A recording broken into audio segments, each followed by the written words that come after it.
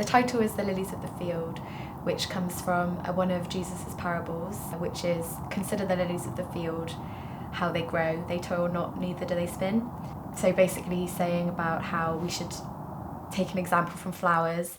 They know what they're doing throughout their life and they just get on with it. And their life cycle is growing and they have no problems, whereas we have to cause all these problems for ourselves and all these anxieties and worries. We're always living in the past or the future. We're never just in the present, just doing what we have to do in the now.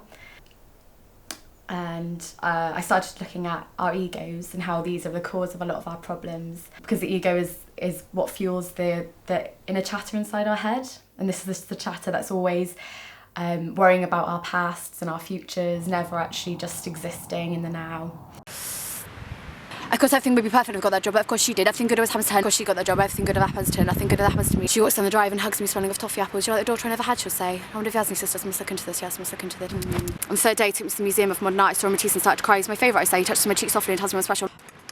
Only I knew then what I know now. Liar, liar, liar, liar, liar. Shh. Why wouldn't he ring me? Does not realise. So that's what I wanted to show, this destruction of our inner voice. We've grown up with it all our lives. Since we've been learning how to talk, we've had this voice inside our heads just chattering away. And yeah, so it's an odd thought to think that a lot of our problems and anxieties and worries and depressions come from this voice that we all think is us, but it's actually an intruder. For me, I suppose I get all my inspiration from reading mainly. So I get all the ideas and I write them all down, and I spend a lot of time researching and a lot of time writing and developing the idea. And it's more like the idea finds me with my work. So instead of thinking I want to do a film or a photograph or a painting and come up with the idea, I come up with the idea and then I just fit.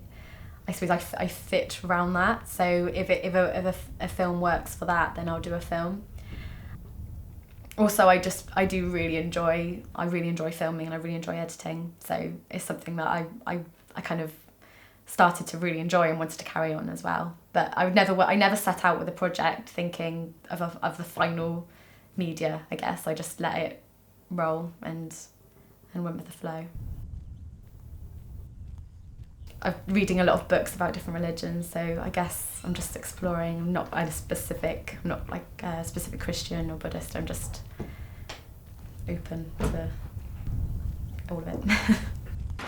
May I have this dance, he says, hug me tightly, smelling of toffee apples. You're like the daughter I never had, she'll say. Shh.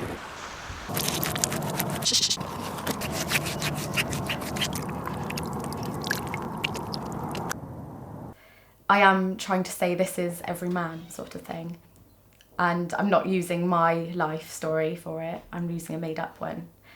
So I don't think it is important actually for them to know that that is the artist, because I'm trying to say this, I've covered myself, I'm kind of in a disguise anyway.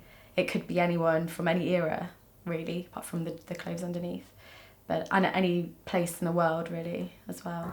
So I'm not trying to say it's a specific person, I'm trying to say it's like we're all kind of tarred with this mud, this unconscious behaviour.